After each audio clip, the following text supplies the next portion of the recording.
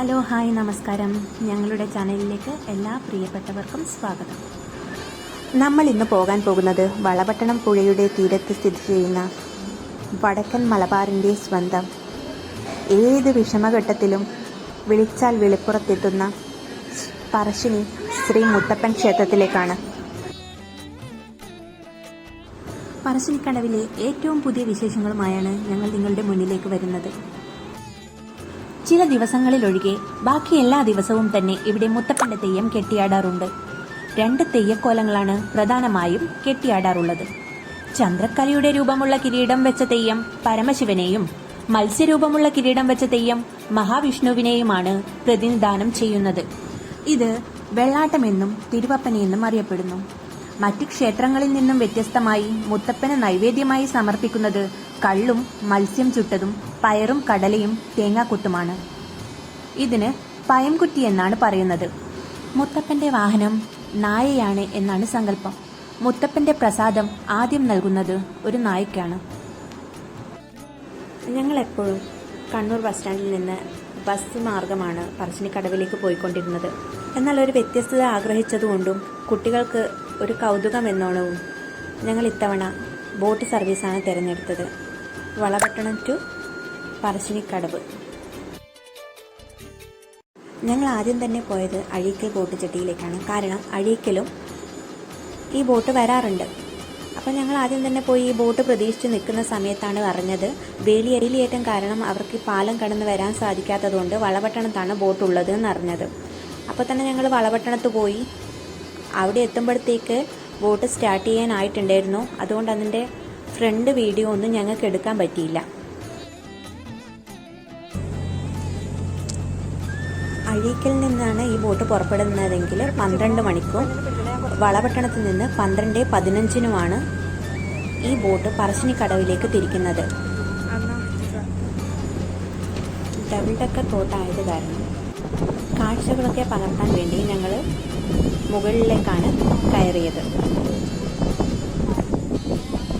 ആ കാണുന്നതാണ് വളപട്ടണം പാലം. ഞങ്ങളുടെ ബോട്ട് ഇവിടുന്ന് സ്റ്റാർട്ടാക്കി പുറപ്പെട്ടിട്ടുണ്ട്. ബോട്ട് ഇങ്ങനെ തിരിക്കുകയാണ്. പറശ്ശിനി ഭാഗത്തേക്ക് ബോട്ട് വളച്ചുകൊണ്ടിരിക്കുകയാണ്.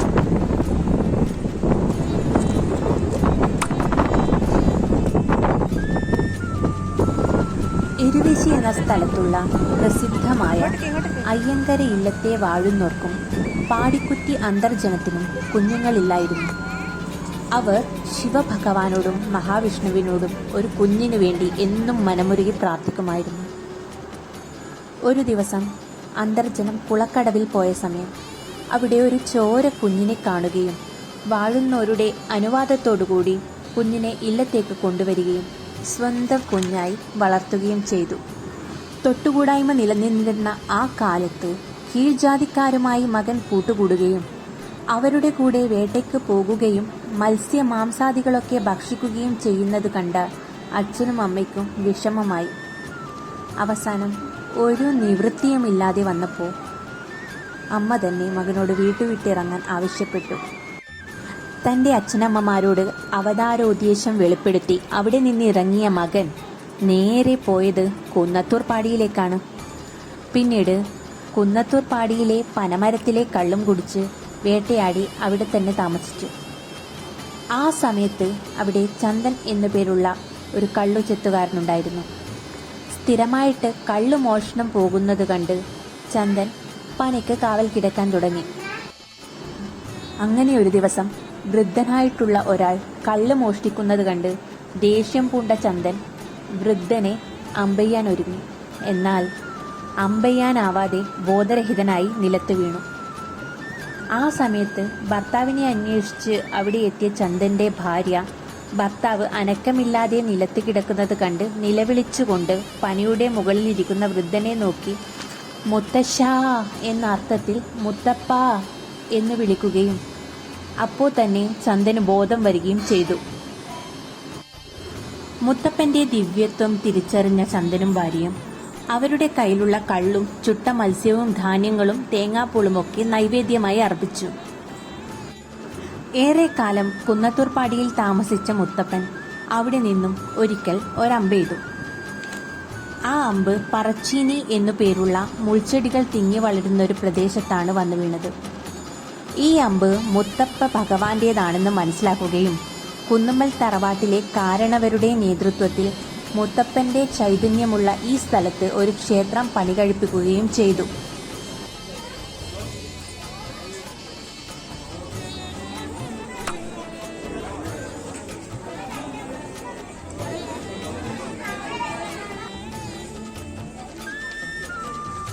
ബോട്ട് യാത്ര ചെയ്യാനുള്ള ടിക്കറ്റുകൾ നൽകുന്ന കൗണ്ടറാണിത്.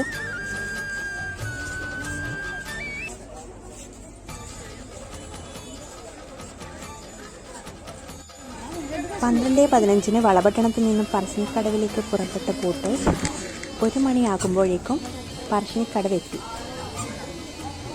ഇവിടെ എത്തി മുത്തപ്പനെയും തൊഴുത് വളപട്ടണം പുഴയിലൂടെയുള്ള ഉല്ലാസയാത്രയ്ക്കായി കാത്തു നിൽക്കുന്നവരാണിവർ.